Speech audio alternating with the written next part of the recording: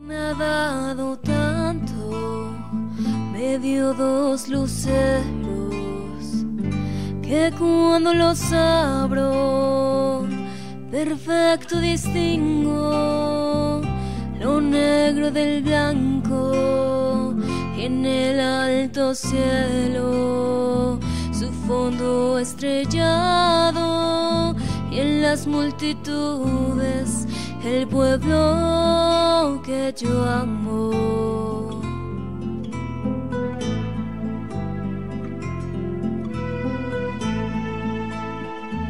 Gracias a la vida que me ha dado tanto, me ha dado el sonido, el abecedario, con él las palabras que pienso y declaro, madre, amigo, hermano, y luz alumbrando la ruta del alma del que estoy amando.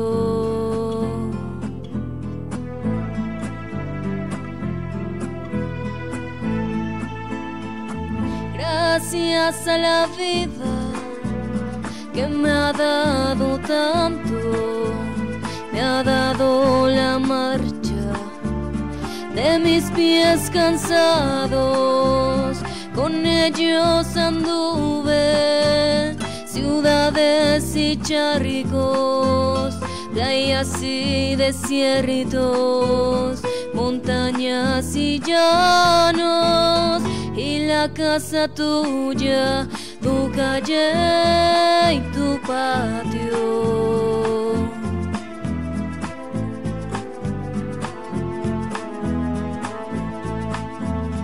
Gracias a la vida que me ha dado tanto, me dio un corazón que agita su marco cuando miro el fruto del cerebro humano, cuando miro al bueno tan lejos del malo, cuando miro el fondo de tus ojos claros.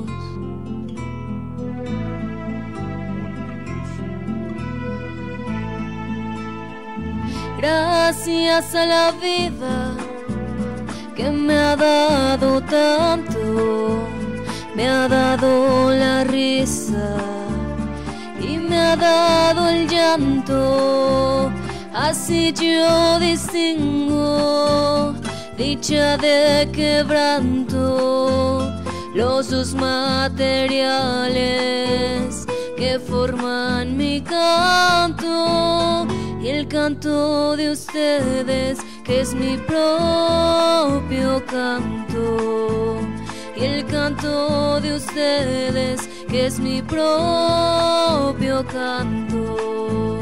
Gracias a la vida.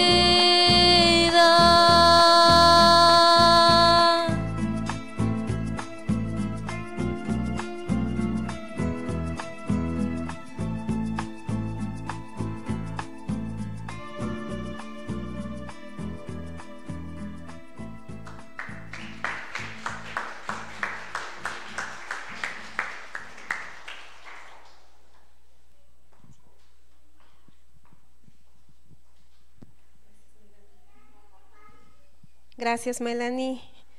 Esta maravillosa apertura donde la belleza estética, la belleza de la voz, del lenguaje, nos permite una apertura, ¿no?, para un diálogo muy constructivo donde podemos mirar y valorar la potencialidad que tiene el lenguaje para transmitir, ¿sí?, para comunicar. Y bueno, con este preámbulo, agradeciéndole de antemano a Melanie su colaboración y bueno, una bella voz. Felicidades, Melanie. Y quiero presentarles aquí, tenemos una gran personalidad, el compañero José Antonio Sáenz Melo. Él es innovador de los proyectos comunitarios del libro de texto. En concreto, él participó con el proyecto Cihuatl, Sembrando Historias de mi Comunidad. Se encuentra en el libro de proyectos comunitarios de quinto grado de educación primaria. Él es un docente, se encuentra actualmente trabajando en la telesecundaria 567 de la zona escolar 49 del sector 11, atiende el primer grado y se encuentra en la localidad de Santiago, Tlajomulco, municipio de Tolcayuca, Hidalgo. Agradeciéndote pues tu colaboración y tu disposición para compartir con la comunidad escolar de la Universidad Pedagógica. Siempre lo que nos traigas pues es bien recibido y obviamente nos alimenta y nos nutre en nuestro quehacer cotidiano. Y bueno, voy a pasar a dar lectura sobre su currículum. Él actualmente se encuentra cursando el postdoctorado en Metodología de la Investigación Crítica del Instituto Pensamiento y Cultura en América Latina. Se encuentra en el tercer semestre y su tesis está en proceso de construcción. En el 2023 concluyó la maestría en Métodos y Técnicas de la Investigación Social por la Universidad Tecnológica Equinoccial y el Consejo Latinoamericano de Ciencias Sociales, CLACSO. En el 2020 cursó el diplomado Análisis de Políticas Públicas, Método Comparado, cuarta edición, Universidad Autónoma Metropolitana, Unidad Xochimilco. En el 2018 concluyó su doctorado en Ciencias de la Educación por la Universidad Autónoma del Estado de Hidalgo durante el periodo 2014 a 2018 con la tesis Análisis de Política Supranacional de la Autonomía de Gestión para Escuelas Públicas de Educación Básica en México y en Chile entre 1990 a 2017 y la tesis fue presentada el 29 de junio del 2018, evaluada como la segunda mejor tesis de calidad en el campo de la educación internacional comparada, edición 2017-2019, en el certamen convocado por la Sociedad Mexicana de Educación Comparada. En el 2018 concluyó el doctorado en Investigación e Intervención Educativa por la Universidad Pedagógica Nacional, Unidad Hidalgo. En el 2013, la especialidad en Desarrollo de Competencias Docentes para la Enseñanza en Telesecundaria por la Universidad Pedagógica Nacional, 2012 a 2013. En el 2008, la maestría en Ciencias de la Educación por la Universidad Autónoma del Estado de Hidalgo, con su tesis Estudio exploratorio sobre el modelo pedagógico de la telesecundaria mexicana en su proceso de conformación, presentada el 28 de junio de 2008. Y en el 2004, él obtuvo la licenciatura en Educación Secundaria con especialidad en Español por la Escuela Normal Superior del Estado de Hidalgo, del 2000 al 2004, con la tesis Educación Adolescentes con calidad docente, el valor del acto pedagógico, que se presentó el 11 de agosto del 2004. Ha sido también autor de libros y coautor de otros libros, de artículos diversos en revistas y participante como ponente en diversos congresos nacionales e internacionales. Entonces, como ustedes ven, es un ponente con una vasta experiencia académica que se ha mantenido constantemente actualizándose, formándose, y bueno, le damos la más calurosa bienvenida. Un aplauso, por favor.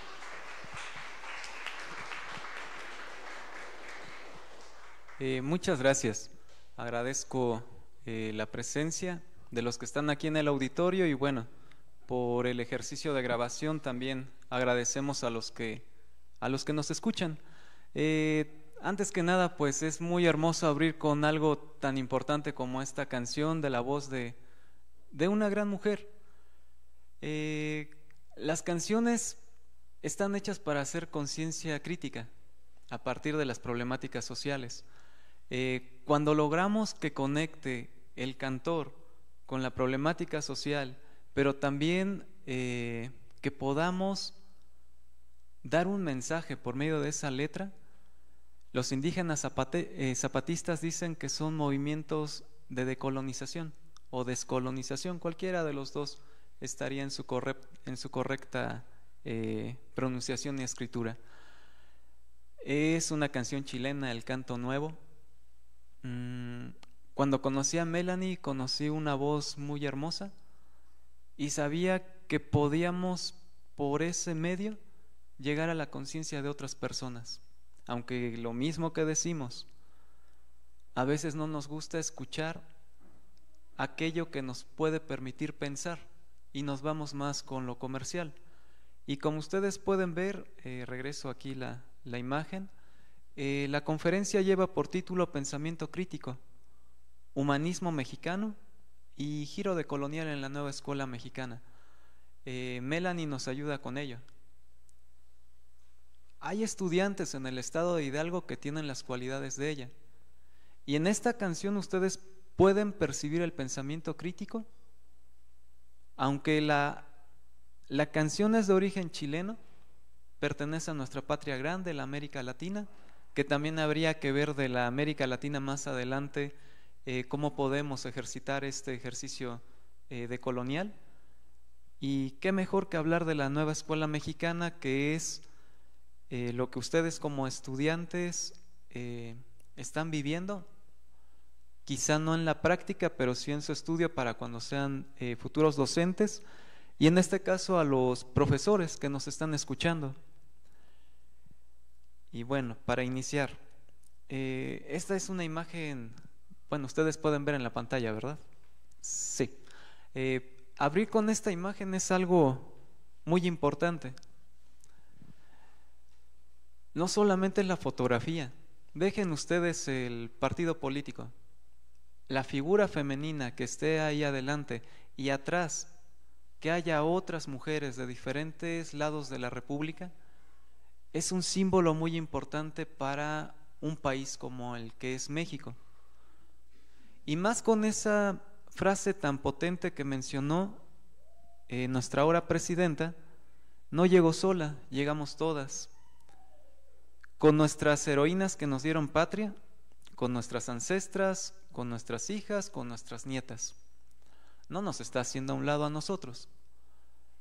Recordar que la patria, desde ahí patria, se ha conformado todo este sistema patriarcal, no quiere decir que nos ha beneficiado a todos los hombres, pero sí ha excluido y ha hecho un poco opaca la participación de la mujer para la gran matria, nación que es México. En cada comunidad se encuentran grandes mujeres, tan pequeñas como Melanie y tan grandes que le dan identidad a toda una comunidad. El día de ayer seguramente ustedes vieron que hay una segunda imagen también muy fuerte. Se junta la presidenta, reúne a las grandes artesanas de las 32 entidades federativas y un regalo que le dan, o más bien no un regalo, sino otro símbolo que le regalan a la población mexicana. Están ahí las mujeres, están ahí en su diversidad y estamos rompiendo con el modelo de la mujer occidental, tal cual se ha venido forjando, formando, principalmente en las últimas 4 décadas. ¿Por qué recordar a este personaje? Y dirán, ¿y de qué van a hablar de la Nueva Escuela Mexicana? Nos van a hablar de política. Es que no lo podemos dejar fuera. Estemos de acuerdo o no estemos de acuerdo con este personaje, que se vuelve importante en el aspecto de meter estos 3 conceptos que ahorita lleva el título de la conferencia. Y es que miren, urge que como mexicanos desarrollemos el pensamiento crítico desde pequeños, desde que son niñas, desde que son niños, porque La erosión democrática es un proyecto que tienen las derechas a nivel mundial. Se manufactura consignas para generar consenso negativo. Y pues saben ustedes que son las grandes potencias. Aquí podemos señalar a Estados Unidos. Y leer esta realidad es importante por el cambio que se viene. Va a tener un impacto muy importante para México. México geopolíticamente es muy importante. Entonces aquí lo que pretenden por medio de ahora sí que los medios de comunicación, es cuestionar el modelo político que se está dando en este tipo de gobiernos.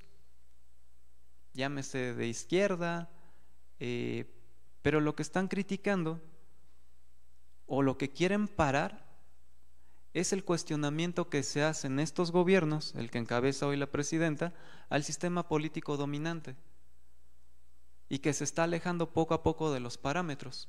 Habrá que ver con lupa qué tanto esto es verdad o no, porque empiezan a surgir voces expertas en todo el mundo a hablar sobre la descomposición de América Latina en aquellos países que tienen gobiernos progresistas. Desacreditan la democracia que puede estar desarrollándose en un país. Esta imagen es muy bonita, digo, tomando todo esto de la posible matria, hilando la nueva escuela mexicana. La nueva escuela mexicana no va a resultar de manera vertical, como anteriormente los modelos de escuela o las reformas que se ofrecían. Aquí tiene una característica bien importante.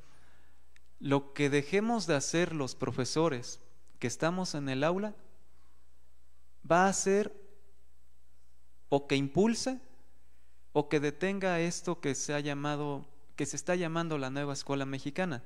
Y es cierto, no termina de nacer. Y ahorita vamos a ver algunas posibles razones.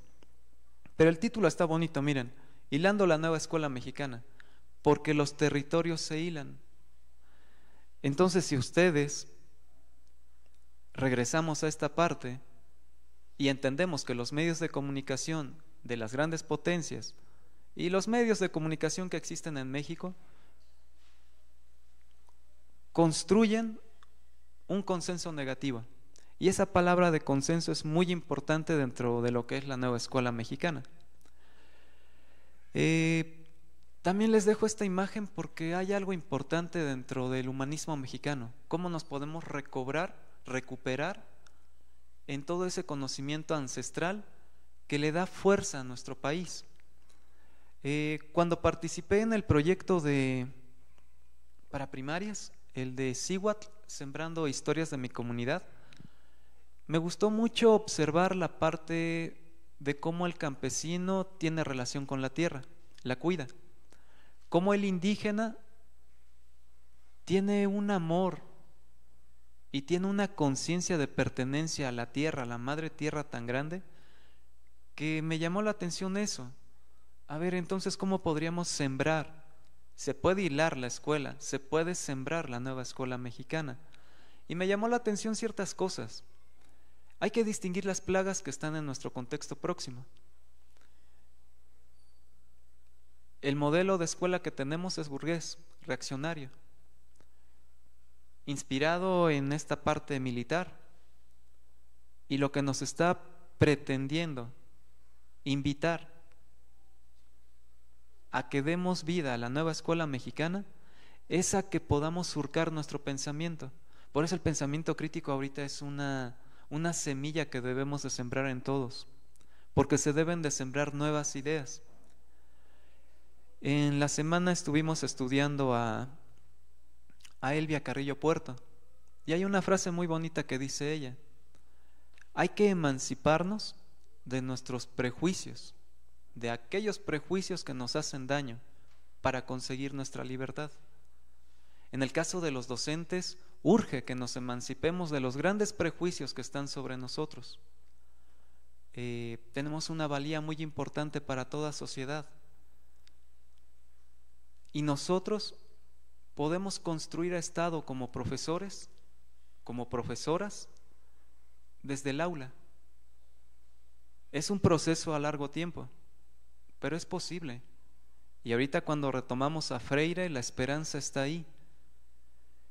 Hay que cosechar la nueva escuela mexicana y hay que llevarla, hay que acompañarla, hay que potenciarla a un tianguis de la palabra. Este esquema que está aquí es lo que se coloca para construir, hacer ese hilado del proyecto que se propone para la primaria. Aquí la idea ¿cuál es? Que reconozcamos que hay mujeres que han construido nuestro país, pero algo bien valioso, que hay mujeres en cada comunidad, en cada hogar, que merecen ser reconocidas por ese aporte que están haciendo día con día.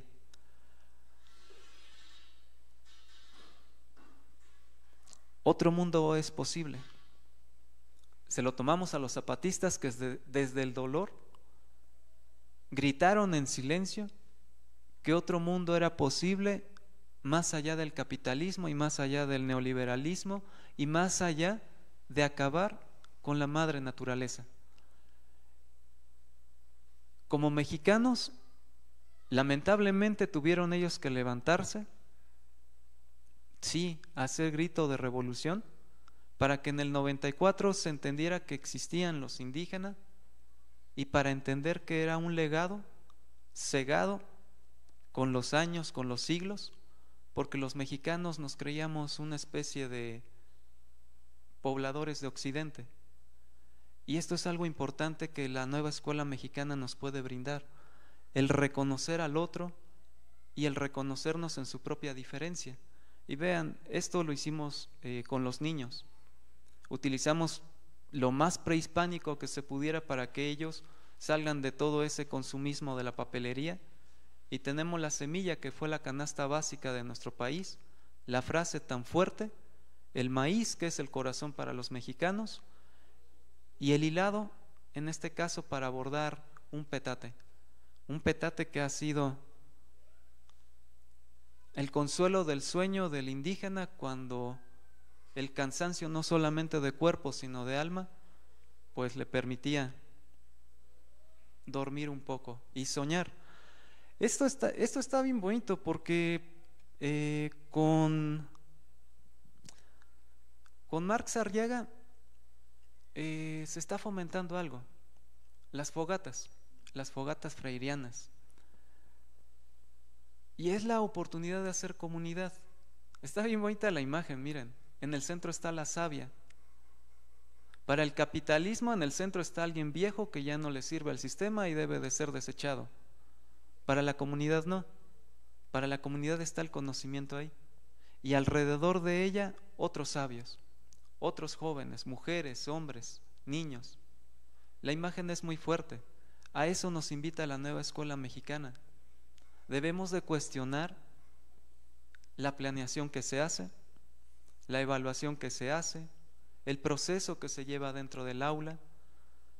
Vuelvo a repetir, va a ser algo sumamente complejo, no complicado, porque nos tenemos que organizar en comunidad. Esta imagen me gustó por los sabios, y acá me gustó por la juventud. Melanie es mi gran maestra, y ella no tiene un título todavía de licenciatura, pero de ella aprendo más. Los jóvenes enseñarán a los mayores intentaremos enseñar a los más jóvenes, y habrá un consenso, un reconocimiento de territorio. Y esta frase de Paulo Freire nos invita a ello. Enseñar no es transferir conocimiento. Cuando niños, el gran temor: va a haber examen, hay que estudiar porque si lo reprobamos nos van a poner a repetir el año. Ayer cuando estábamos en el desfile, ensayando para esto del 20 de noviembre, una de las niñas le empezó a doler el estómago y le preguntaba: ¿por qué te duele el estómago? Es que voy a tener examen. Por eso les digo que la nueva escuela mexicana no termina de nacer. Enseñar no es transferir conocimiento, sino crear posibilidades para su propia producción o construcción. Esto está interesante porque los maestros podemos producir conocimiento junto con los niños. Y cuando logremos eso, la escuela mexicana, la nueva escuela mexicana, estará germinando.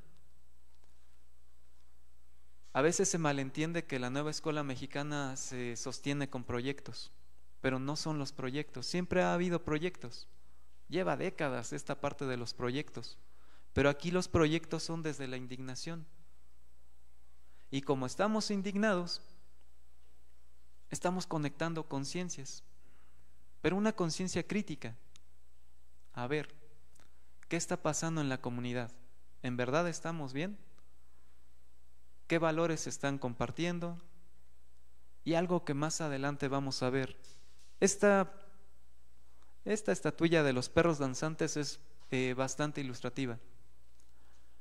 El perro mayor hablándole al oído al perro joven, porque la cultura debe de enriquecerse, no debe de perderse, y el capitalismo nos está haciendo pensar que somos mexicanos europeos.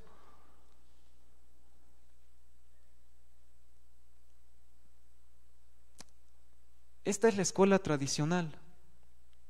Una escuela, director, maestros, estudiantes, y todos en las cuatro paredes o las paredes que sean. Los agentes externos, ellos están afuera, por favor no entre. Padres, supervisores, representantes de los maestros y los instructores de los maestros. Esta es la escuela, el prototipo desde el consenso de Washington. La palabra de consenso es bien importante en los pueblos prehispánicos, pero el consenso en las potencias capitalistas también tiene su importancia. Y miren, este es el modelo de escuela. Si ustedes van a un preescolar, a una primaria, a una telesecundaria, a una técnica y a una general, casi nos vamos a encontrar este modelo. La nueva escuela mexicana no termina de nacer. Y es que todos somos hijos, algunos, los más jóvenes, ya nietos del neoliberalismo.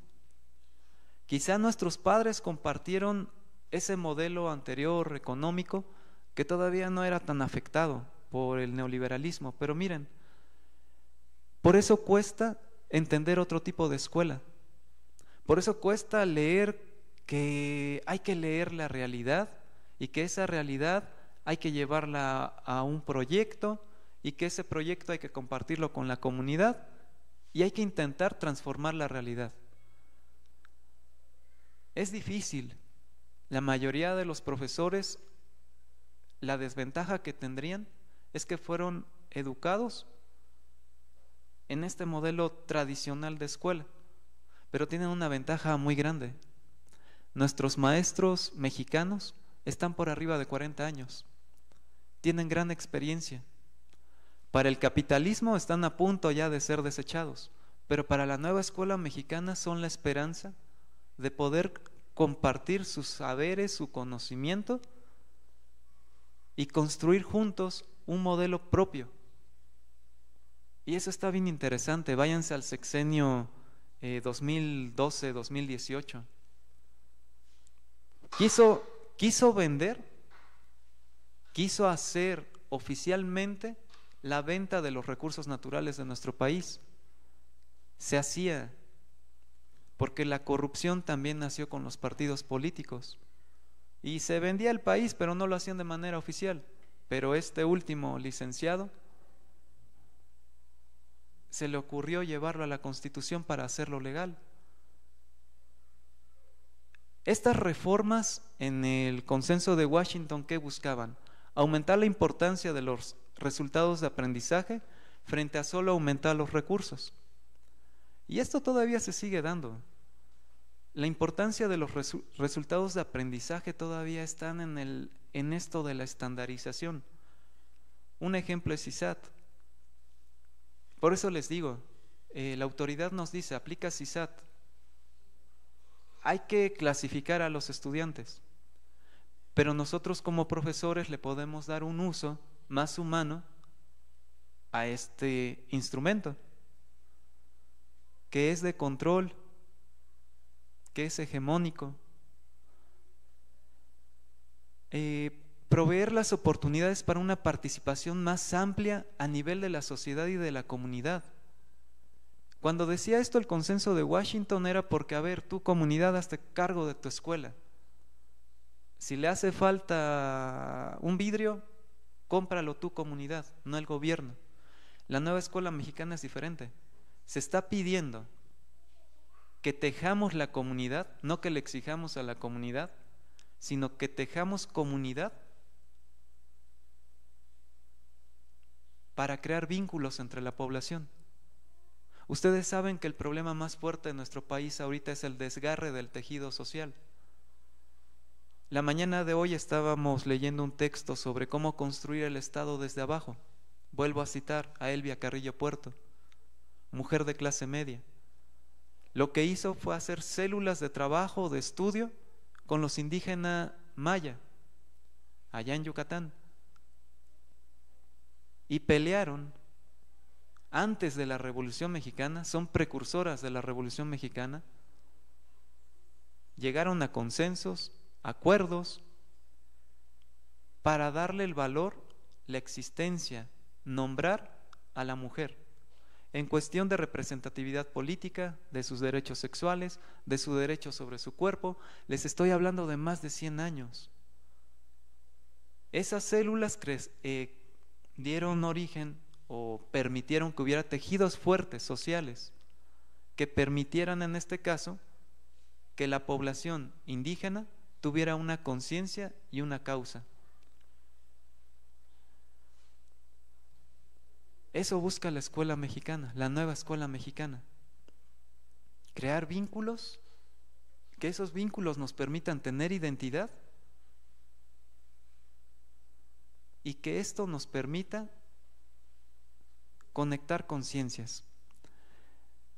Miren, aquí este es el último punto que retomaría del consenso de Washington: aumentar la autonomía de gestión en las escuelas individuales. Este fue un proceso privatizador muy fuerte. Las escuelas estaban pensadas para desaparecer, la escuela pública. Estaba pensado para que el servicio público se mire de mala calidad. Y miren que estoy utilizando esa palabra calidad, porque es el vocabulario que nos ha dejado el neoliberalismo, el capitalismo como tal. Al ser de mala calidad, entonces hay que buscar lo privado porque es lo mejor. Por eso la conferencia tiene ese título: el giro decolonial en la nueva escuela mexicana. Lo público puede ser lo más dignificante para una sociedad, siempre y cuando pueda llevar los siguientes aportes. Para los más jóvenes y para los que les quede duda, porque siempre se menciona lo del neoliberalismo, es una ideología que retoma postulados básicos del liberalismo económico del siglo XIX, con Adam Smith. Y aquí el punto es eso: la mano invisible del mercado siempre va a llevar a un equilibrio. El mercado nos salva, que se va a regir por la oferta y la demanda, y bueno, todo esto que existe. Con el neoliberalismo lo que hacía falta era recortar el Estado para que el mercado no tuviera regulación y pudiera darnos los servicios básicos: salud, educación. Y miren, estos son los 4 postulados del neoliberalismo como tal: el intercambio, el egoísmo del individuo, porque lo que importa es satisfacer mi interés. Y este es el giro decolonial en la nueva escuela mexicana. Le tomo esta frase a Enrique Dussel: nunca hemos sido individuos, siempre hemos sido comunidad. El mercado ha querido que seamos clientes individuales desde que somos bebés, con todas las fórmulas lácteas de nido y todo esto que está teniendo una repercusión muy fuerte en nuestro organismo. Maximizar el bienestar mundial. La nueva escuela mexicana lo que quiere es tejer comunidad, que haya un bien comunitario. Y por último, el desarrollo de todos los estados. Se decía que si había para los ricos, iba a haber para los pobres, pero pues los ricos se hicieron más ricos y los pobres cada vez más pobres. Entonces el neoliberalismo pues no va por ahí.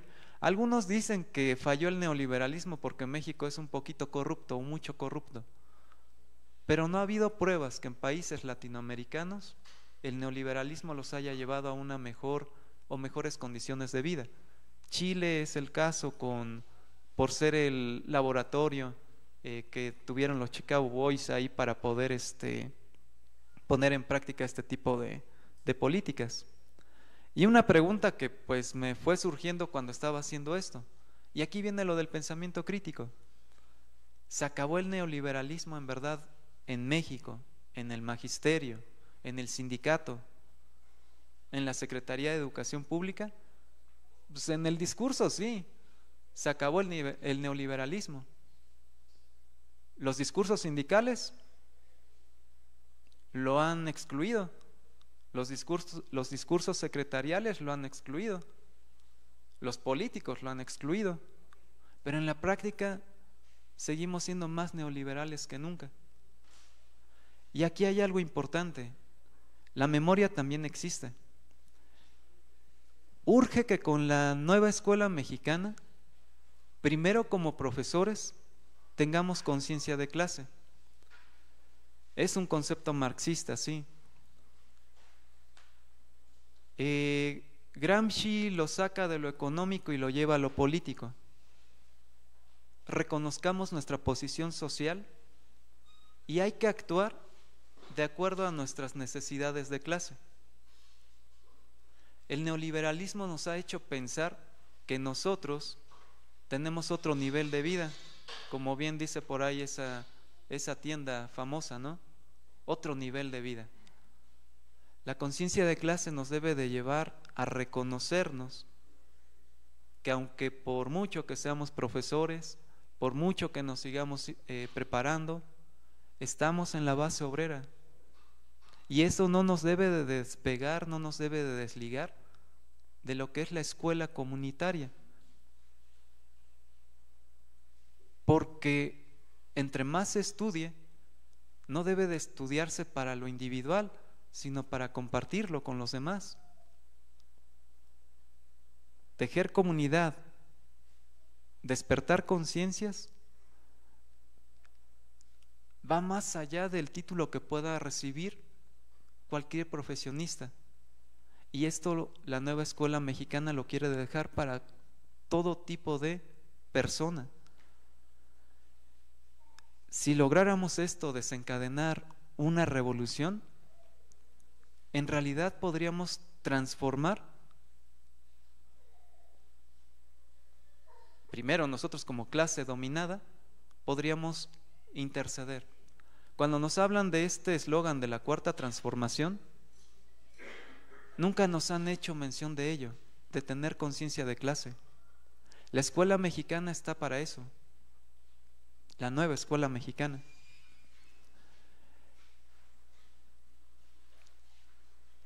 Y me quedo con esta parte.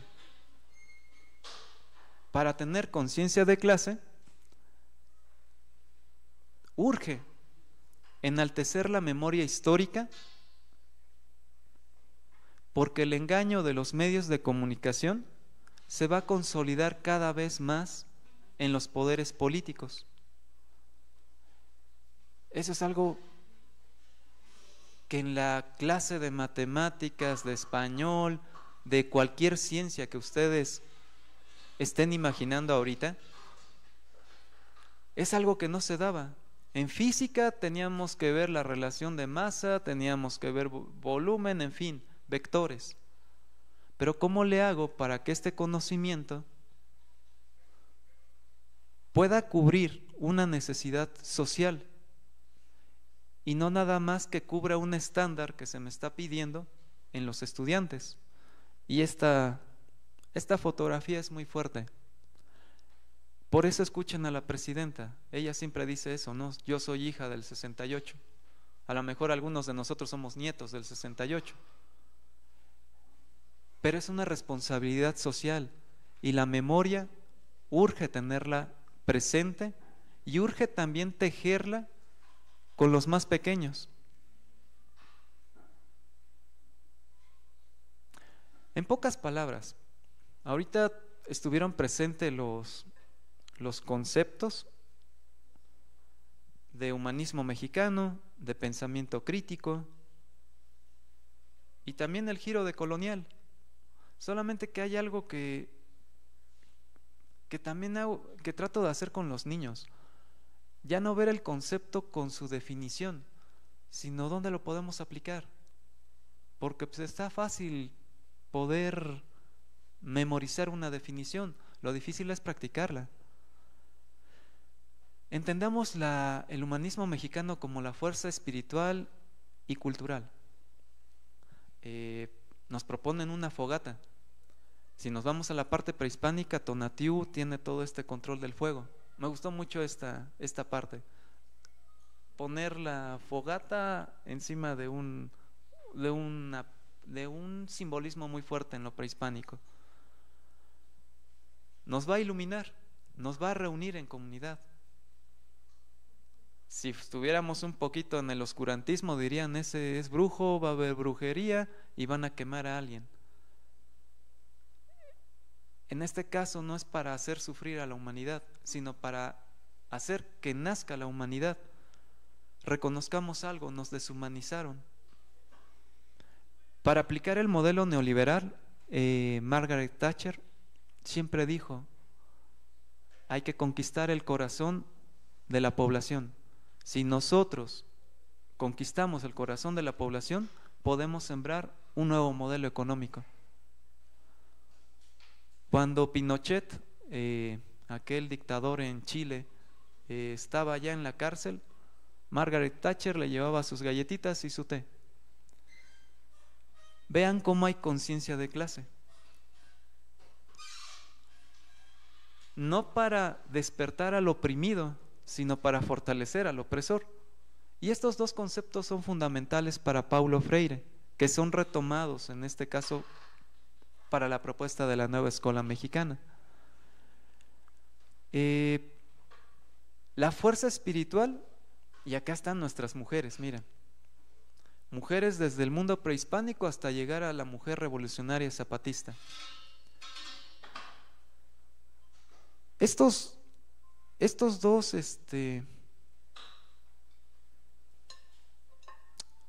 productos de artesanos, paridos por artesanos, tienen la dualidad. Ometeotl, para la parte prehispánica, significa el dos divino. Ometl, dos, teot, divinidad, el dos divino. Por eso la dualidad era muy importante para los antiguos mexicanos. Este es el concepto del día y la noche, la muerte y la vida. Ustedes pueden poner la dualidad que ustedes gusten en esta parte. Es interesante y podríamos pasarnos hablando de ello. ¿Cómo se concibe al ser humano desde los pueblos originarios hasta la actualidad? La creación del universo partía de una pareja primordial o divina, dioses acordando. Si nos vamos a la cosmogonía católica o cualquier creación, está el Dios trabajando solito, pero con los prehispánicos no, están trabajando juntos. No hay nada, tenemos que escucharnos, crear acuerdos y dar paso a lo siguiente.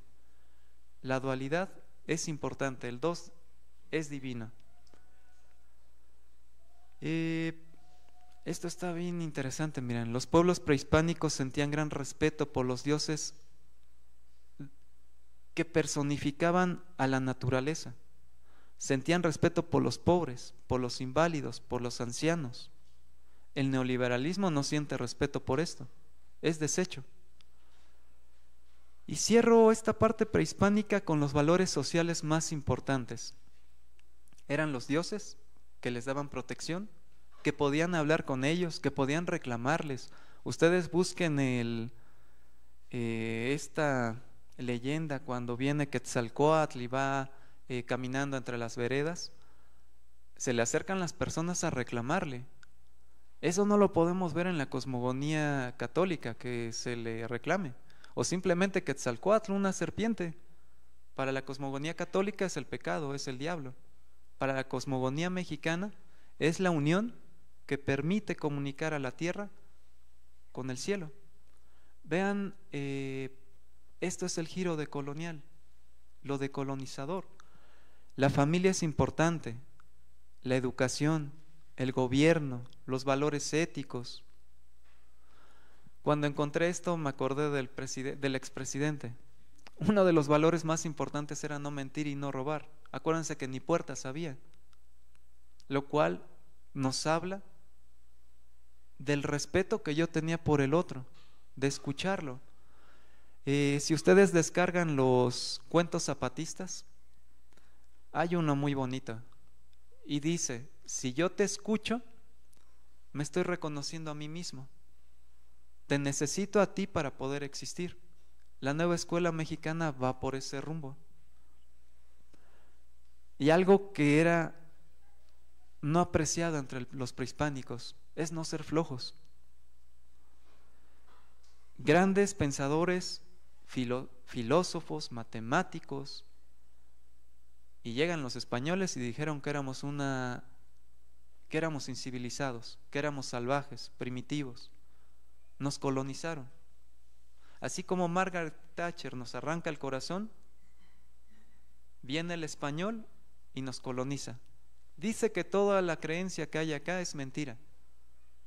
No nos los comprueba, pero dice que está mal y nos impone la creencia de Occidente. Y aquí una nueva dualidad. Con el cristianismo conocemos el infierno y conocemos el cielo, pero para mantenernos dominados desde nuestro espíritu hasta nuestro cuerpo. Y está bonita la otra dualidad, porque lo que querían los prehispánicos era que desarrolláramos nuestro cuerpo, que desarrolláramos la naturaleza, porque nosotros pertenecemos a la naturaleza, a la tierra. El español no. El español se quiere apoderar del territorio, de la naturaleza. Ahorita le digo español por nuestra historia, pero ustedes deben de entender que el opresor lo que quiere es apropiarse, quiere acrecentar su propiedad privada, y el oprimido no. El oprimido lo que quiere es poder compartir conciencia, comunicación, acuerdos, y juntos poder deshacer ese modelo de opresión. No me tardo tanto aquí, pero sí estas dos imágenes, miren. Si ustedes observan, casi todos los ilustradores tratan de ponernos igual esta jerarquía. La jerarquía que les dejé antes es desde los sacerdotes, el tlatoani, hasta llegar al campesino, al orfebre, bueno, a todo esto que existía. Pero como que quieren ponernos en una pirámide, porque siempre se ha acostumbrado con lo colonial eso, que hay una punta que nos manda y hay otros que sostenemos. A mí me gusta más esta imagen, miren. Es lo que Paulo Freire conoce como diálogo horizontal. Si se dan cuenta, está el que contiene el poder, y del otro lado los que se benefician por ese poder. Hay un diálogo horizontal. Viene Paulo Freire y después de las dictaduras en América Latina dice eso, es que hay que dar ese paso a discursos horizontales donde nos reconozcamos y donde conectemos conciencias. Y esto que hacen algunos artistas con la jerarquía social en los pueblos prehispánicos llega a ser hasta una grosería, porque si se dan cuenta, es lo contrario al diálogo horizontal. Es un monólogo, porque es vertical. La escuela tradicional es vertical. Yo, maestro, te digo que tienes que hacer esto y lo tienes que hacer porque yo ya lo traigo en mi planeación y mi planeación no se puede desajustar. Acá es diferente. El salón de clases tendría que convertirse en un diálogo constante. en un reconocimiento constante. Y estas dos imágenes nos permitirían poder ilustrar qué es lo que se está pensando cuando se dice de diálogo con la nueva escuela mexicana. Y no nada más Paulo Freire, que es un pensador grandísimo, que siempre han pensado que es político, pero es más pedagogo que nada. Suaviza el marxismo para poderlo llevar a la educación. Esta otra imagen ustedes la pueden ver. Es lo de los perritos, ¿no? Los perritos danzantes. Pueden ver que está el mayor siendo muy suave con lo joven.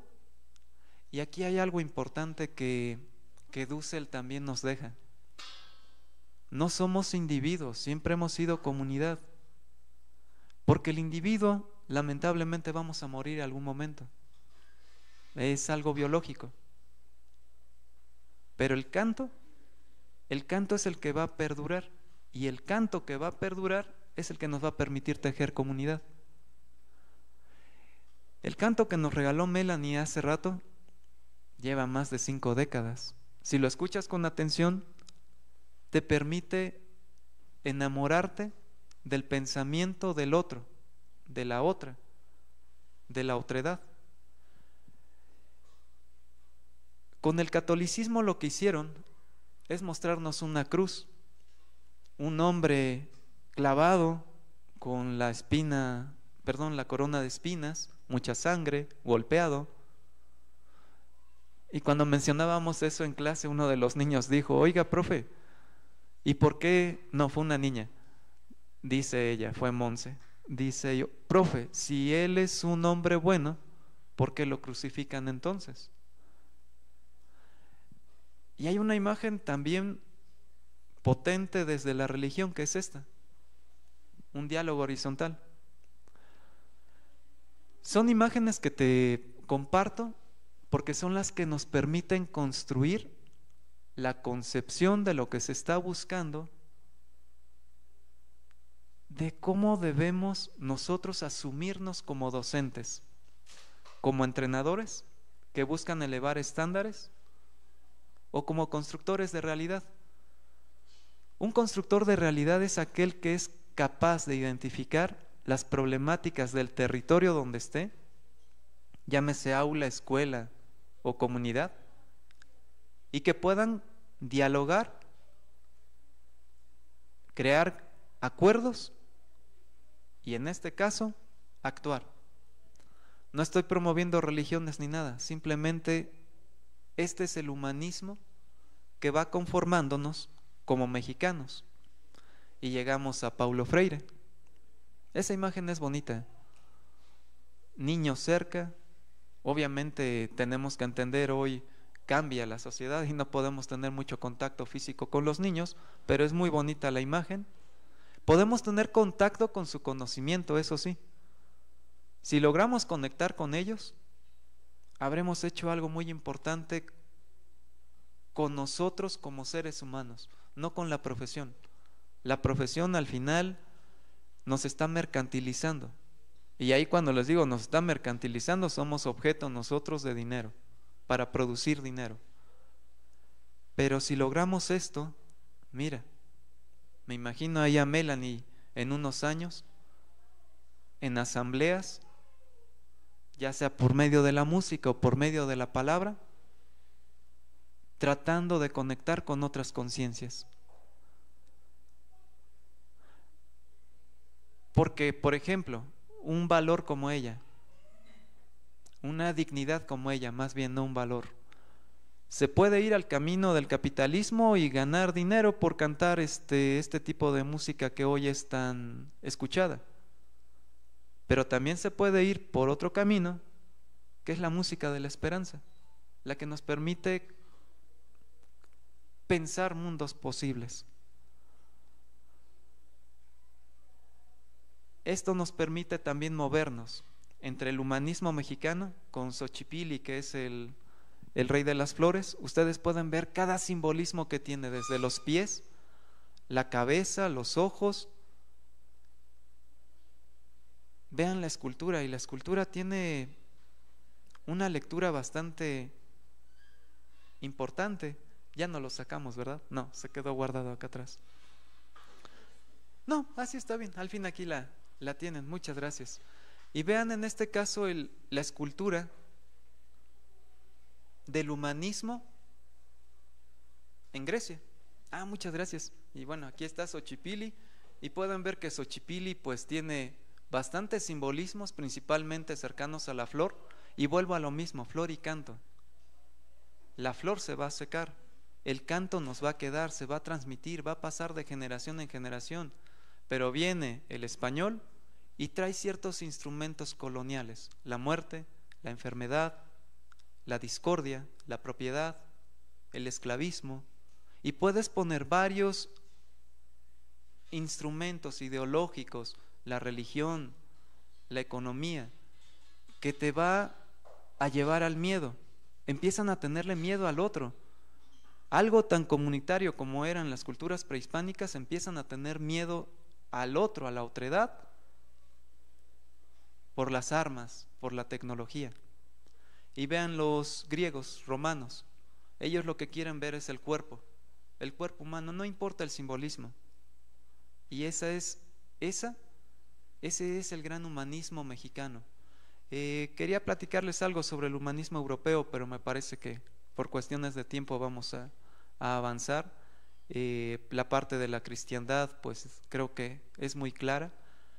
Esto es bien importante: la unión de lo mejor de los valores humanos indígenas, en este caso tanto de lo renacentista como de lo cristiano. Eso podría ser lo que nos explique como humanismo mexicano: lo prehispánico, lo que trajeron los españoles también, y en este caso pues la cristiandad, que aquí dejé una idea. Miren, sí es aquí. Las clases sociales se estratifican más allá de lo económico, en el caso de América, porque aquí se estratificó por cuestiones de piel, de color. Marx nos habla de las clases sociales desde la economía, pero en este caso, con la llegada de los españoles, surge el racismo.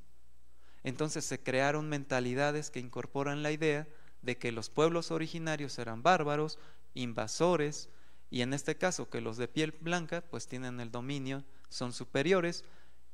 Y pues aquí surge algo que es el conservadurismo, esa gran historia de peleas que es lo conservador y en este caso lo liberal, o la derecha y la izquierda.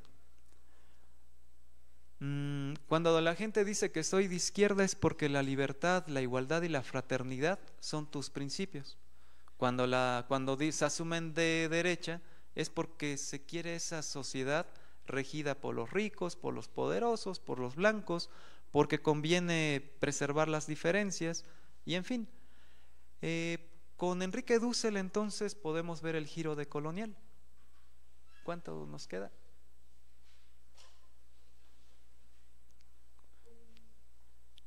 10. El giro decolonial. Criticar los paradigmas centrados en Occidente. Creo que le dimos la vuelta ya, ¿no? Se explica con la llegada de los españoles y demás. Pero hace falta algo, una teoría crítica. Pero el pensamiento crítico es aquel que nos va a permitir cuestionar dónde estamos parados. Cuando tengan la oportunidad, y creo que ya se puede descargar, cómo enseñar el pensamiento crítico de Hegel, se me fue ahorita lo retomo. Es desde los feminismos, el pensamiento crítico desde Bell Hooks. Desde Bell Hooks podemos ver, entender y estudiar el pensamiento crítico. Y el pensamiento crítico lo hacemos todos y lo hacemos todos los días. Queremos estudiantes críticos, pero necesitamos docentes críticos. Necesitamos directores críticos, necesitamos autoridades críticas, necesitamos un sindicato que nos ayude a tener conciencia crítica. Porque si nos siguen viendo como votos, o si nos siguen viendo como una masa de fuerza nada más para hacer acuerdos que benefician a la cúpula, los de abajo nunca vamos a tener esa conciencia de clase, porque vamos a pensar, están velando por nuestros derechos y demás, y cuando vemos, realmente estamos viviendo en algo maquillado. Por eso urge el pensamiento crítico. Véanlo desde los feminismos, es muy potente. Es una mujer afroamericana, la que les comento, afroamericana, estadounidense, privada de muchas libertades. Empieza a cuestionarse y a hacer sus movimientos. ¿Cómo puedo cambiar la realidad?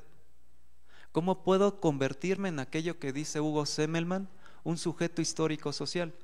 Para ser un sujeto histórico social debo de ser consciente de mi presente, para que desde mi presente, desde el reconocimiento de mi comunidad, de mi pasado, pueda impulsar hacia adelante horizontes.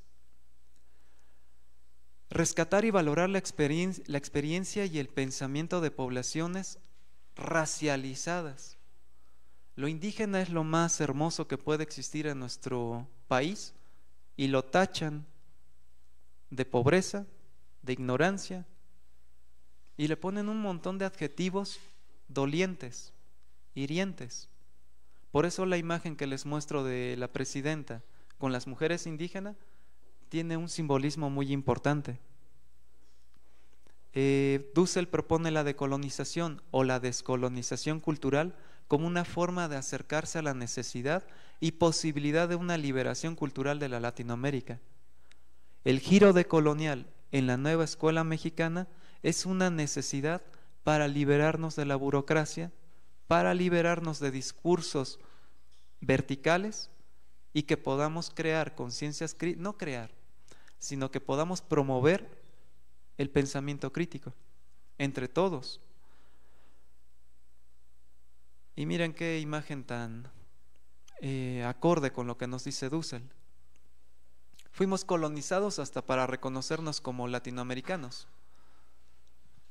América viene de Américo, un europeo. El latín es un idioma que de alguna manera pues no era originario de estas tierras. Retomando a Enrique Dussel y retomando lo del 12 de octubre, no nos descubrieron, tampoco nos inventaron, simplemente nos invadieron, nos destruyeron culturalmente y levantaron una historia acorde a sus necesidades de explotación. Y la Abya Yala en este caso es la denominación indígena para decir madre tierra.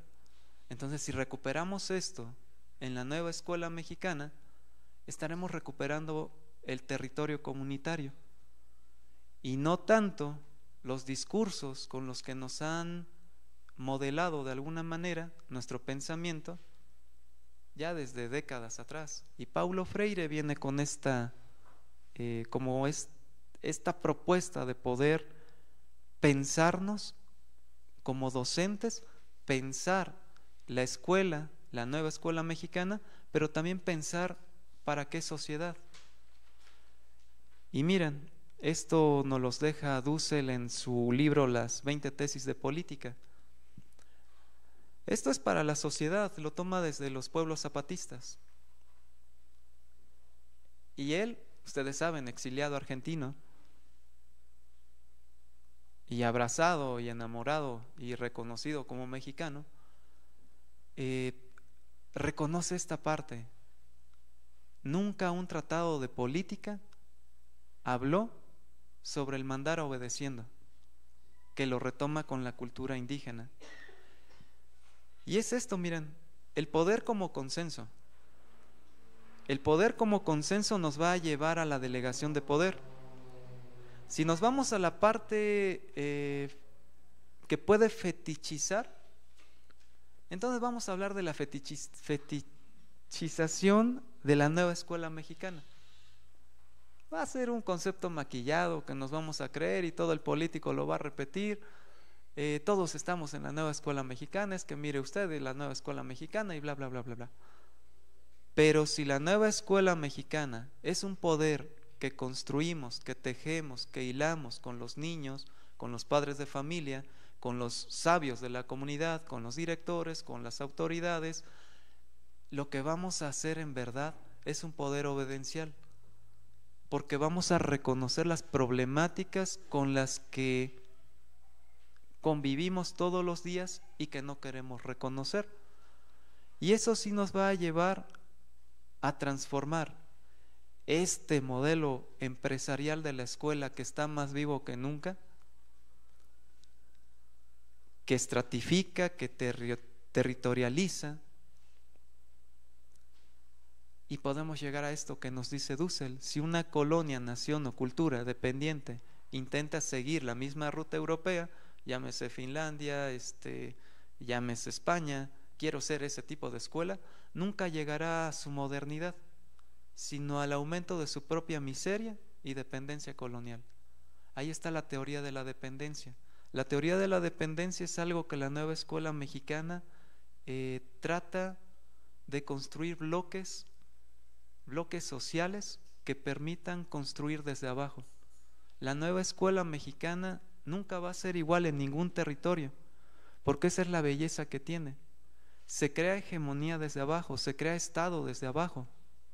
Y sí, está la cúpula siempre de poder, sindicatos, Secretaría de Educación Pública, pero la realidad, si es que la queremos leer, si es que la queremos analizar y transformar, es la que a diario compartimos. Orlando Fols Borda tiene esta parte del sentipensar. No puedo pensar solamente sin antes sentir. Y cuando Descartes dice eso, no de primero pienso y luego existo, es lo que la nueva escuela mexicana trata de combatir. Hay que sentir, hay que pensar para poder existir. Hay mucho por decir. Me parece que se queda esta parte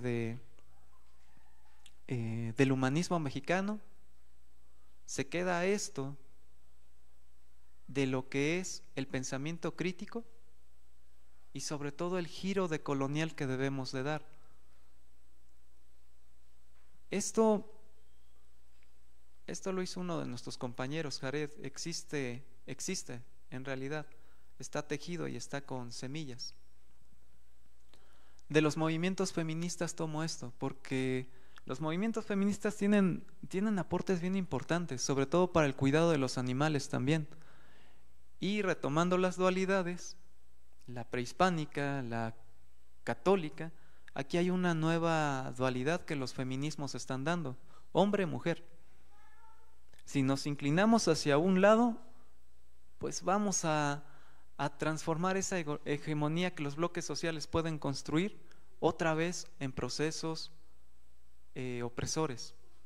Lo humano y lo animal. Vean cómo lo prehispánico sí lo tenía. Todos pertenecemos a la tierra y todos somos pertenencia, todos somos parte del todo. Y no como el europeo, que ya habla de la pertenencia. La cultura y la naturaleza van de la mano. La mente y el cuerpo. La escuela tradicional se ha preocupado por la mente, pero ha olvidado lo más importante, que es nuestro cuerpo. Ahí está el humanismo. El capitalismo está envenenando nuestros alimentos, todo lo que nos llevamos a la boca, todo lo que alimenta y nutre nuestro organismo, y no somos capaces de entender que esta botellita con agua causa tanta muerte y tanto daño. Pero yo me estoy hidratando, soy individualista, no pienso en el daño ecológico que estoy haciendo. Lo mismo que la fogata, ¿no? Es plástico. China nos está invadiendo de plástico a más no poder, y debemos de buscar un horizonte a donde vamos a llegar. La razón y la emoción. La emoción es para las mujeres, la razón es para los hombres, y es una mentira. El sentipensar no podría existir. Civilizado y primitivo. Dussel nos deja esa gran lección. Éramos una civilización muy desarrollada, y a todo indígena, cuando lo vemos de manera despectiva, el que va a saber mejor a esta persona que tiene títulos es el que tiene mayor valía. Para el capitalismo sí, para el humanismo, para la comunidad necesitamos sabios, y tan sabio es el campesino como el profesor, como la ama de casa. Producción y reproducción. Estos dualismos son importantes tenerlos en cuenta para nuestra nueva escuela mexicana. Y cierro con algo que creo siempre nos va a dar conciencia de clase. Hay muchas cosas. 60 minutos es algo mínimo. Miren, este también es desde los feminismos de Sudamérica. Ustedes lo pueden descargar y creo que sirve mucho ahorita para las tesis. Con los niños me ayuda mucho porque aquí les digo que está el neoliberalismo. Cuerpo-territorio. La nueva escuela mexicana se olvidó de esa parte. Sí habla del territorio del aula, del territorio de la escuela, del territorio de la comunidad. Se olvidó del territorio más importante, nuestro cuerpo. Cuerpo-territorio, ¿por qué? Porque cada uno de estos abusos que el sistema económico está haciendo a la naturaleza tiene una repercusión directa a nuestros órganos. Miren, lamentablemente, la violencia armada. La violencia armada pues se vive en México y es algo que es un pendiente que se tiene.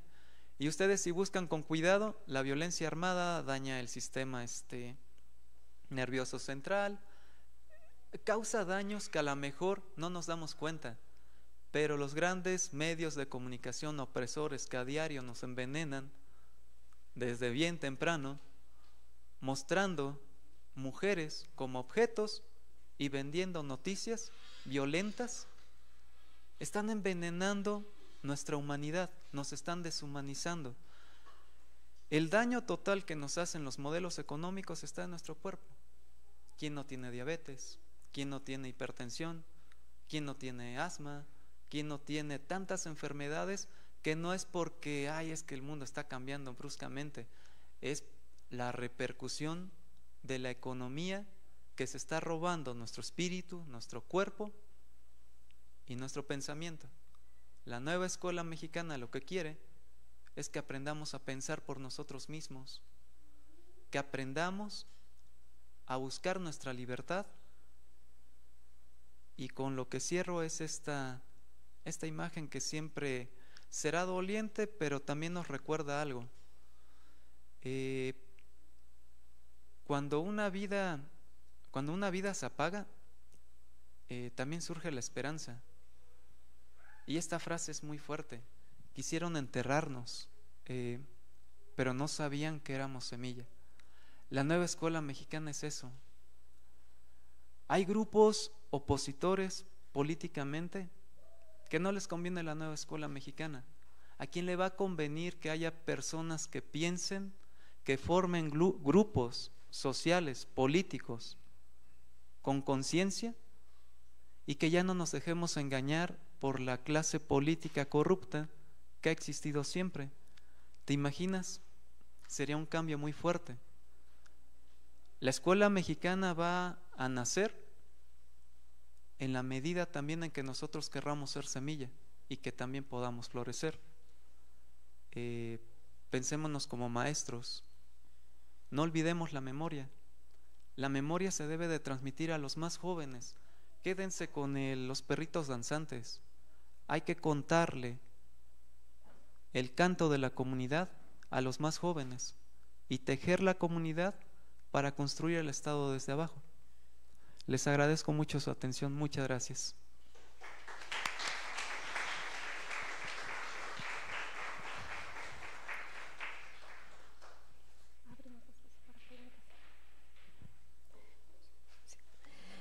Gracias, doctor José Antonio. Vamos a pasar a una ronda de preguntas. Si alguien tiene alguna pregunta por hacer, alguna inquietud o algún comentario.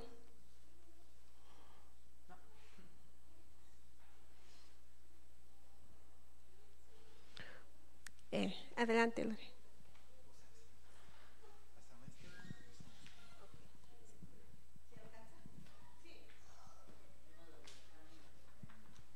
Gracias.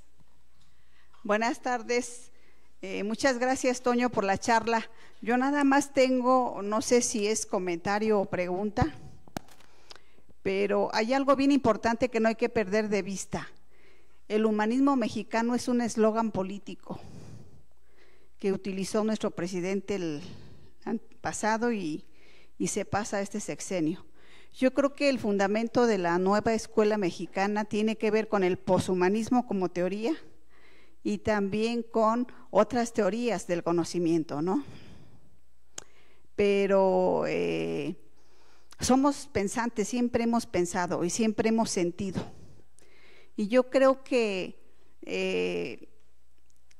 pensar que estamos actuando o que debemos actuar a partir de la tragedia se me hace así bien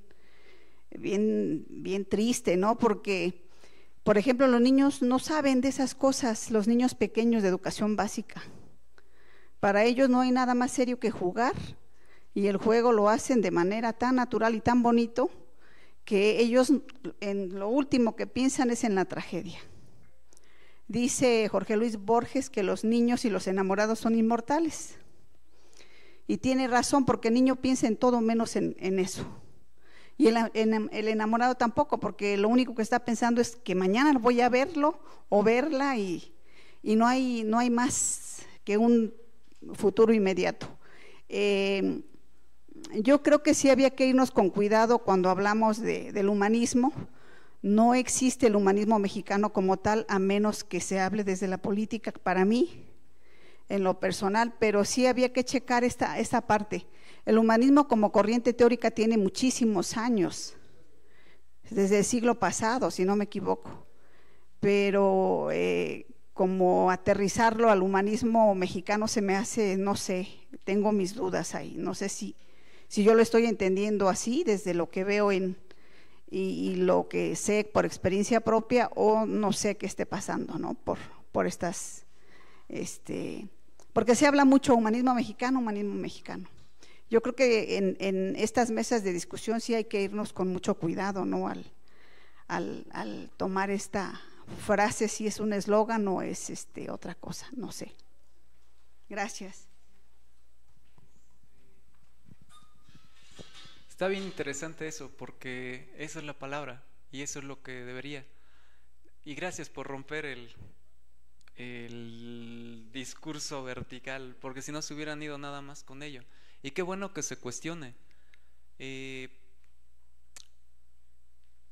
Si lo ves desde el expresidente, sí es un eslogan, si lo ves desde ahí. Si lo ves desde la filosofía de la liberación, no es un eslogan político. Está sustentado desde la teoría de la dependencia, de cómo podría lucharse para dejar de, bueno, todo esto que nos explica la teoría de la dependencia, cómo podemos ser nosotros los responsables de nuestro crecimiento económico. Ahorita lo dejo así chiquito. ¿Cómo podemos hacerlo? El expresidente lo que tuvo fue un buen asesor con Enrique Dussel. Cuando ustedes escuchan y los que están en contra, a favor de él, a veces pierden de foco eso. Lo que él lleva es todo ese pensamiento de Enrique Dussel. Morena está con sus bases morenistas, con esa parte, pero sí es un pensamiento, tiene filosofía. Y por eso les hice el recorrido. Si nos vamos con lo poshumano y todo este tipo de cosas, está bien, porque esos son los procesos decolonizadores también. Si nos quedamos con el eslogan político al que te refieres, es un proceso colonizador, porque también tengo que llegarle al pueblo, tengo que tener un discurso entre el pueblo que me dé fuerza política. El que...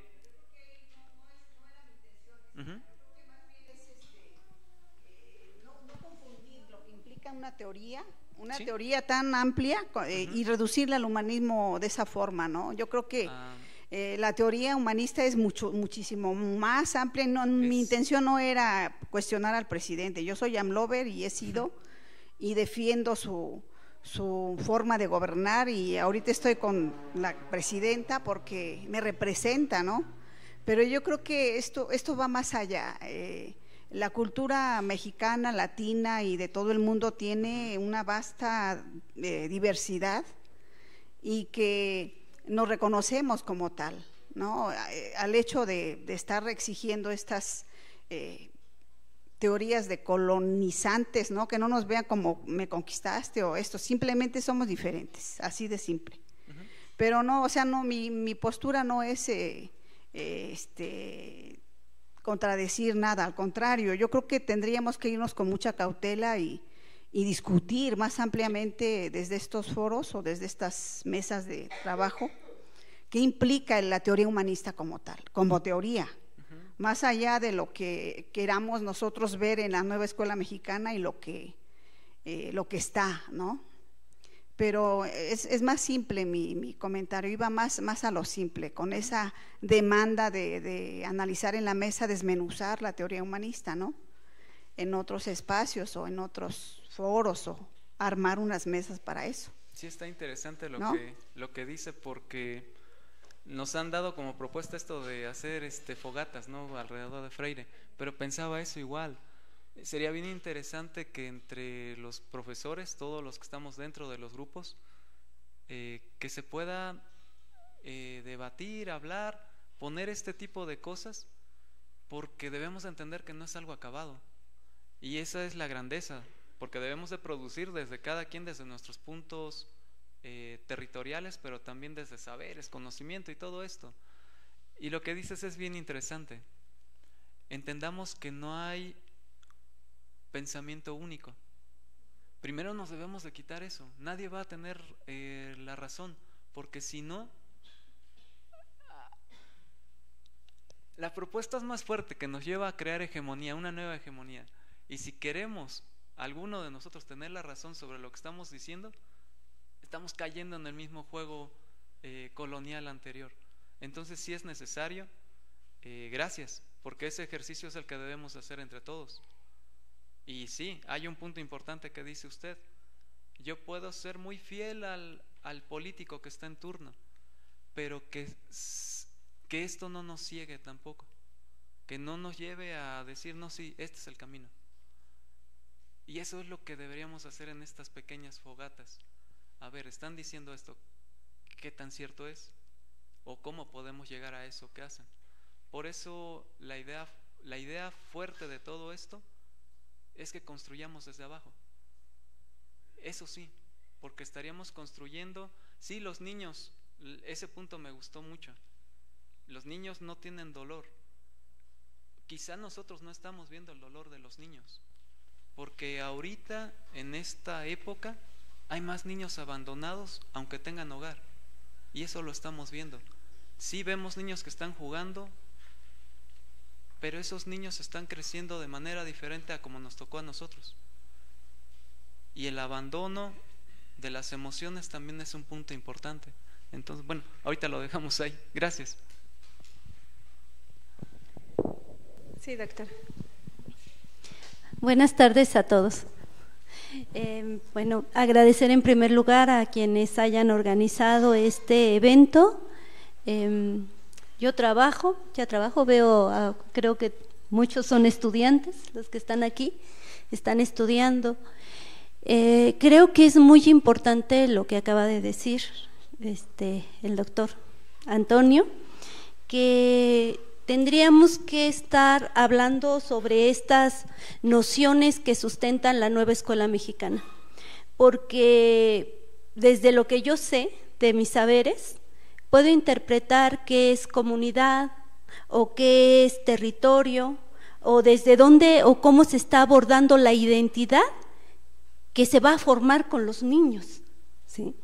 Entonces, y si nosotros tenemos una interpretación desde nuestros saberes y nuestras experiencias, podríamos diferir, pero también podríamos contribuir a lo que la nueva escuela mexicana nos está solicitando. Entonces, si desde mis saberes yo interpreto, por ejemplo, qué es territorio, y que eso es lo primero que deberíamos de estar abordando, porque ahorita que los consejos técnicos se llevan a cabo desde la autonomía de las escuelas, se escoja un tema y cada consejo técnico está escogiendo su tema, supuestamente desde sus necesidades. Yo trabajo con varias escuelas y me doy cuenta que el primer tema nadie lo abordó y que todos le huimos al primer tema, y son los elementos que sustentan la nueva escuela mexicana. O sea, como que la teoría la hacemos a un lado y no, pues es que siempre lo hemos hecho, ¿sí? Lo que nos están pidiendo ya lo hacemos, y es que los maestros siempre hemos sido profesionales, y es que, o sea, decimos, hemos trabajado con proyectos, pero creo que estas mesas de trabajo en la técnica o la forma que se puedan llevar a cabo y que las promuevan escuelas que forman docentes y futuros docentes, es muy interesante. Porque mi primera leída al plan de estudios, digamos, lo interpreté de una manera. Ahorita llevo quién sabe cuántas veces y aquí traigo un extracto y lo traigo subrayado y entonces uno vuelve a estar reinterpretando cuando uno conjuga la experiencia, pero además con algunas de los saberes teóricos. Es muy interesante, y sí, si ustedes, esta escuela o esta institución, aunado con algunos departamentos de la SEP que se dedican a estudiar los materiales o que hacen investigación, hay varios departamentos de la SEP que estuvieran dándose a la tarea de que vieran qué temas están escogiendo los maestros, ¿sí? O estamos escogiendo los maestros que ya estamos en servicio. Y les voy a decir, por lo menos de las que yo conozco, ¿sí? O de las con las que trabajo, ¿cuál se llevó el primer lugar? Materiales didácticos. Y ahí está una cosa interesante de lo que dijo el doctor. O sea, ¿cómo estamos formados los maestros? Como simple instructores. Me llamó mucho el tema, la atención el tema, cuando vi que en la UPN se iba a tratar del pensamiento crítico. Porque ¿qué estamos haciendo para desarrollar el pensamiento crítico?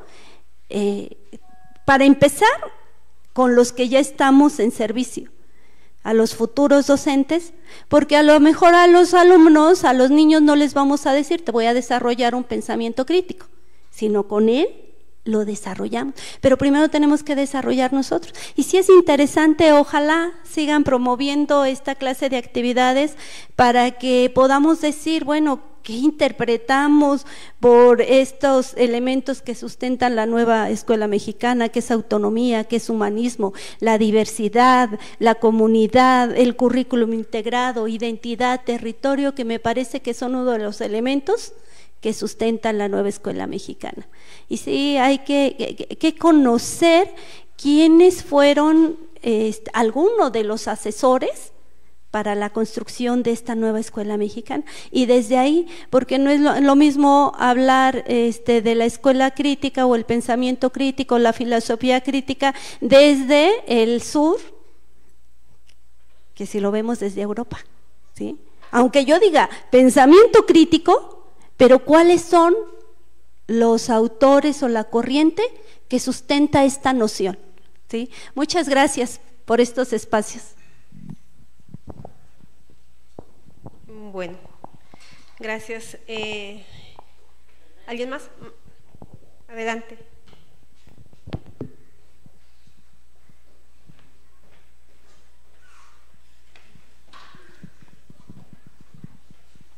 Gracias. Solamente a propósito de este último comentario que hace mi compañera y amiga ya de tiempo atrás. Hola. Sí hay un trabajo articulado entre la unidad de coordinación académica que pertenece al despacho del secretario y la universidad pedagógica, precisamente con este tipo de temáticas. Hay una producción que se está llevando a cabo con un programa de comunicación y formación educativa, en donde los innovadores de los libros de texto, que por cierto es un buen número en el estado de Hidalgo, que contribuyeron a la elaboración los libros de texto, han participado ya en dar cuenta de su experiencia a través de este tipo de charlas, ¿no? Y bueno, ya hay una serie de videos que ya tenemos a disposición, desde luego de manera coordinada con la Universidad Pedagógica, que tenemos a disposición de los maestros, están en un portal, les vamos a compartir más adelante en la liga para que puedan ustedes acceder a ellos. Y bueno, en esta segunda parte que iniciamos precisamente el día de hoy con el maestro, con el doctor Toño, tiene que ver ya con discutir los conceptos y categorías centrales de la nueva escuela mexicana, y pues bueno, con estos que el día de hoy planteamos. Y desde luego, el asunto de las cuestiones que tienen que ver con estas teorías que están en contra de la colonialidad, pues ya tiene bastantes años. Sin embargo, esto que plantea el día de hoy el doctor, pues tiene que ver con una perspectiva que abona precisamente este tipo de debates, ¿no? Y lo vemos como provocaciones teóricas, ¿no? Para que se pueda contribuir en este tipo de espacios, ¿no? Desde luego, yo recupero lo más importante, es que se reconoce también que hay producción en Latinoamérica, ¿no? Porque sí, también ya hay discusiones desde antes acerca de esto. En Estados Unidos, incluso en los 70s, había una discusión sobre ello, en el caso de Gran Bretaña. Pero lo importante es reconocer también los aportes que hay desde Latinoamérica. Y bueno, yo tratando de articular el asunto que tiene que ver con los LIE, ellos en el segundo semestre cursan una materia que se denomina problemas sociales contemporáneos. Y entonces, sí, en ese espacio curricular se reconocía que muchos de los problemas que hoy día vivimos tienen que ver precisamente con el sistema económico en el que vivimos y con la expansión del capitalismo, por ejemplo, y la globalización, ¿no? Y entonces reconocíamos problemas que tienen que ver con la pobreza, las guerras, y todo ello tiene que ver precisamente con estas formas de vida, estas formas de pensamiento que nos han heredado. Pues sí, hay una huella del colonialismo que es importante ahí como que reconocer y poder reflexionar sobre ella. Bueno, esos son comentarios básicamente, y otro que me llama la atención, tuve la oportunidad de leer los resultados de un estudio sobre la apropiación del plan y los programas de estudio 2022 de preescolar, primaria y secundaria, y entre los hallazgos que me llamaron la atención tienen que ver con este asunto de la lectura de la realidad. A los maestros nos está costando trabajo precisamente llevar este tipo de ejercicio. ¿Cómo logramos que estas conciencias, ¿no? O estos niveles de concienciación que plantea Freire en el asunto de que muchas veces no reconocemos los problemas, o los reconocemos pero se los atribuimos a otros y no nos atrevemos a reconocer que somos parte del problema y que nos implica en un ejercicio de transformación, ¿no? Entonces, como esos niveles, primer nivel de concienciación, no reconocemos problemas, vivimos camuflajeados en la realidad, sobreviviendo, o en su caso lo reconocemos en un segundo nivel de concienciación, pero le echamos la culpa al otro, ¿no? Y este asunto del tercer nivel, que a mí me parece importante, es lograr sí reconocernos como parte del problema y buscar la transformación de la realidad, ¿no? Entonces, en ese sentido es el comentario. Antes de darle la palabra, si gustan, juntando lo que dice la doctora Lorena, la doctora Rosario, maestro Casañas, de los tres, si gustan, este texto está muy interesante por este planteamiento que hacen de las teorías y por este reconocimiento de las problemáticas. Se llama Conversación con estudiantes campesinos desde la pedagogía de la esperanza. Está bien interesante porque les hace un recorrido con preguntas, porque esto también es bien interesante. Sí está bien que esté la teoría, pero tomen en cuenta que lo que queremos ahora es trabajar también con las personas de la comunidad, y vamos a trabajar con el campesino y vamos a trabajar con los que nos permitan hacerlo. y al final miren lo que descubren, porque les empieza a preguntar por qué son campesinos sus papás, y dicen, no, pues es que Dios así quiso, y empezaron a meter, sale conscientemente los instrumentos colonizadores, y al final la conclusión es, no es Dios quien hace eso, es el patrón. Entonces vamos desmontando poco a poco todo lo que les está haciendo daño o que está generando en ellos un atraso, para develar cuál es el problema verdadero. Y es un ejercicio bonito, simple, que podamos compartirlo con todos. Entonces les vuelvo a repetir, el nombre es Conversación con Estudiantes Campesinos en Pedagogía de la Esperanza. Bueno, buenas tardes. Mire, desde la perspectiva de la exposición, pues sí, me pareció muy interesante esta perspectiva, dado que mi trabajo es en el municipio de Tizayuca. A nosotros se nos hacía muy fácil trabajar con el modelo anterior, porque ya venía todo estructurado. Y además el personal docente es foráneo, son pocos los docentes de Tizayuca. Y a mí me llama mucho la atención porque, bueno, también como estudiante de la maestría de aquí, de la UPN, el reconocer, o más bien hacer la lectura de la realidad desde donde nos situamos. Es muy fácil entender el humanismo a través de la cotidianidad. Miren, en Tizayuca se han creado muchos fraccionamientos. Cuando el niño sale de su casa, lo que ve es la casa de enfrente nada más, ¿sí? En los fraccionamientos eso está pasando. Si el fraccionamiento no tiene dónde jugar, pues no salen a jugar, se quedan encerraditos en la casa. Entonces es otra realidad. También trabajé en comunidades indígenas de la sierra, y lo que se vive en Tizayuca actualmente pues es algo pues muy diferente. La cuestión aquí es que los docentes, después de varias décadas de trabajar con el modelo anterior, ahora nos encontramos con esta parte humanista.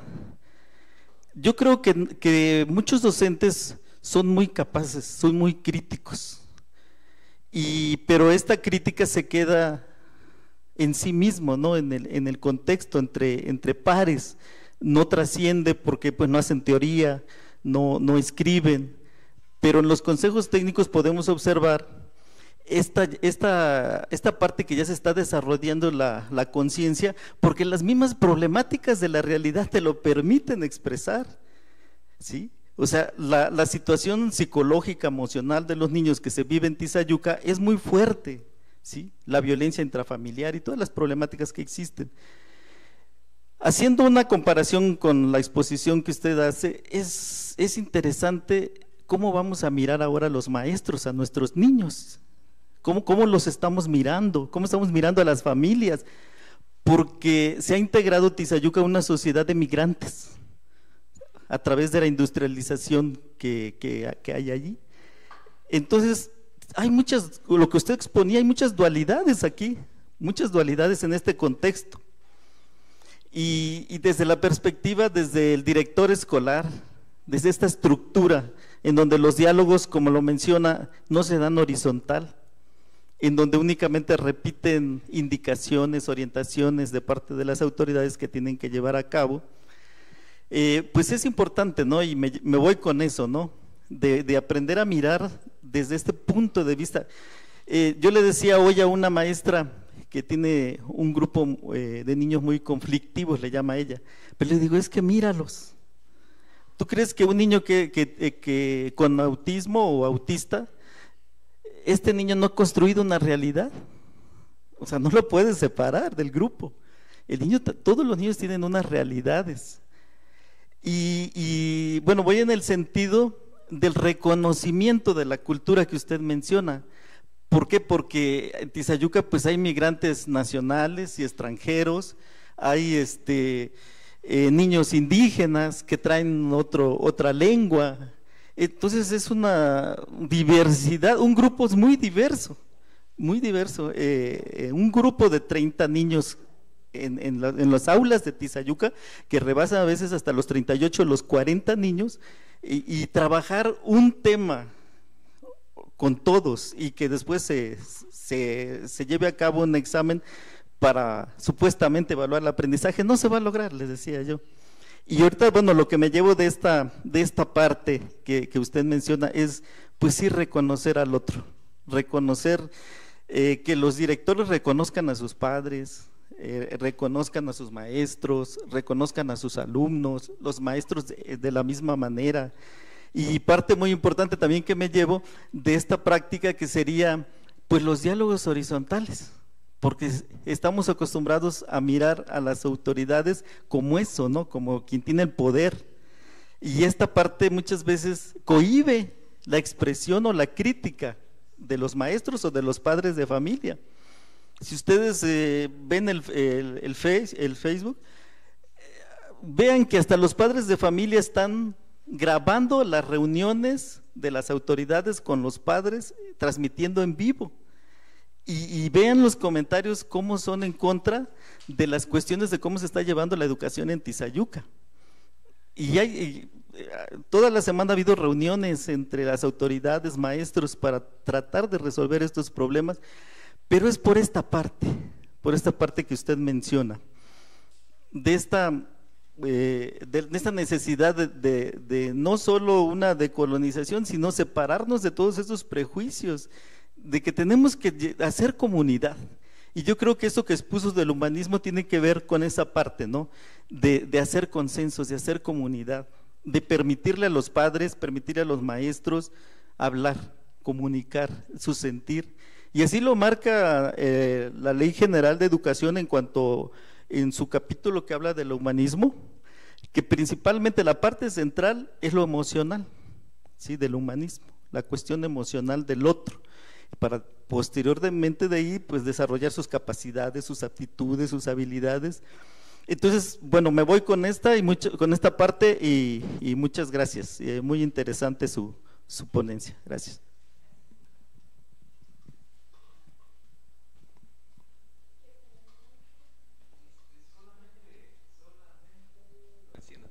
Solamente decirles lo que usted dice al final. Eso es lo más importante, la voz del maestro. Porque sí podemos escuchar otras voces, pero por eso la importancia del territorio. Y para eso lo que usted dice, somos vecinos. Usted en Tizayuca, yo en Tolcayuca. Sabemos del gran problema que hay, ¿no? Por eso cuando decían de los niños están pasando mucho dolor. Y nos toca a nosotros darle esa lectura de la realidad. En todos sus libros de texto van a encontrar esto, porque es el primer punto. Muchos están preocupados de cómo van a planear. Esa no es tanto la preocupación. Este es el primer punto, miren. Reconocer las desigualdades, los estereotipos, los prejuicios. Por eso era interesante que viéramos todo este recorrido. Fomentar una mirada crítica transformadora. Al menos con que en los primeros ciclos escolares logremos lo crítico de observar cuáles son las problemáticas, no las vamos a cambiar a lo mejor, pero las vamos a reconocer, están ahí. Y poco a poco, pasito a pasito, lo lograremos. Dejar de promover proyectos planeados y estructurados. Los maestros somos unos potentes consumidores de lo que está en las redes sociales, y eso está completamente descontextualizado. Por eso es importante lo que les decía al principio. Debemos de vernos como constructores de realidad, y en esa construcción de realidad no puedo googlear. La planeación no tiene por qué ser ya igual entre el compañero de segundo de la misma escuela.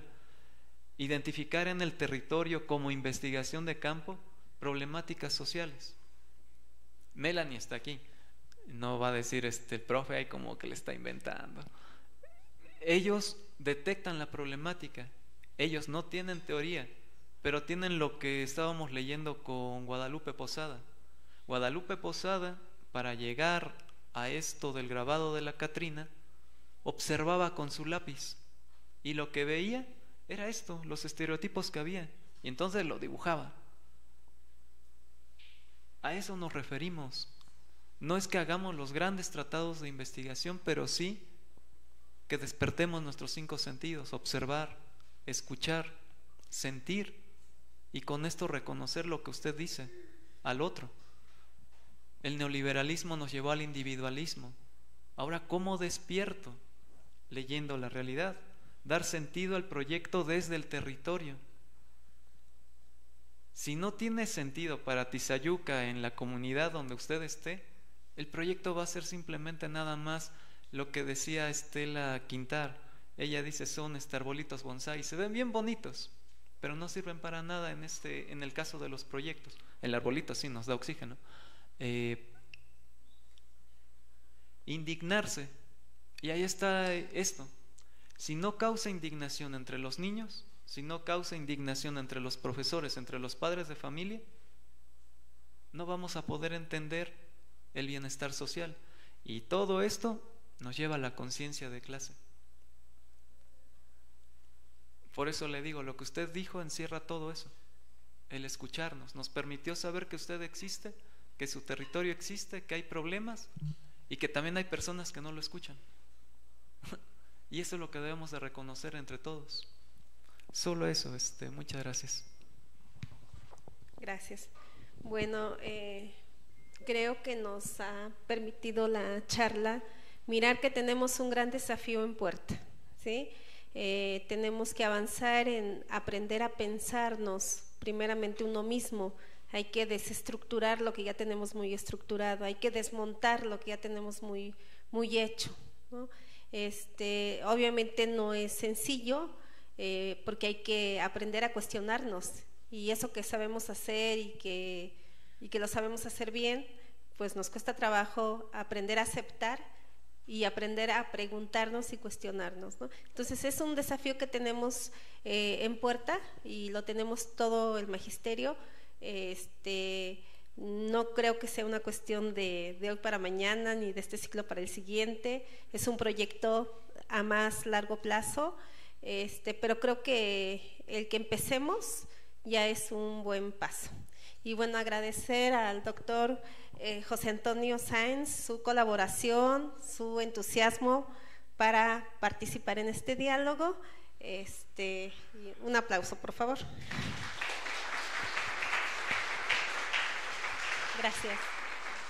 Y bueno, vamos a hacer entrega a una constancia. Adelante. Sí, gracias a todas y todos por la espera y la escucha. Vamos a hacer entrega de un reconocimiento. Les pido un minuto más de su paciencia. Pero primero, doy lectura. Unidad de Coordinación Académica y Vinculación y la Universidad Pedagógica Nacional, Unidad 131 Hidalgo, sede General Pachuca, otorgan la presente constancia primero a nuestra compañera artista que se nos presentó hoy, Melanie Valeria Sánchez Pacheco, por la interpretación artística en el marco de la conferencia Pensamiento Crítico, Humanismo Mexicano y Giro decolonial en la Nueva Escuela Mexicana, llevada a cabo como parte del trabajo interinstitucional entre la Unidad de Coordinación Académica y Vinculación y esta Casa de Estudios. 14 de noviembre del presente año, atentamente, Educar para Transformar, maestro Fernando Cuatepozzo y doctora Marisol Vite. Felicidades.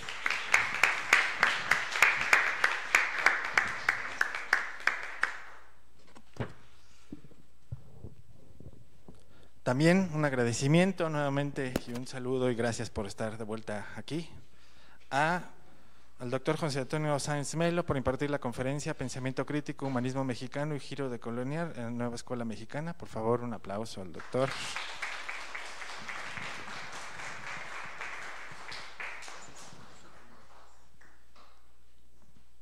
Y por supuesto también pues a nuestra coordinadora y moderadora, la doctora Elizabeth Telles Jiménez. Un aplauso, por favor.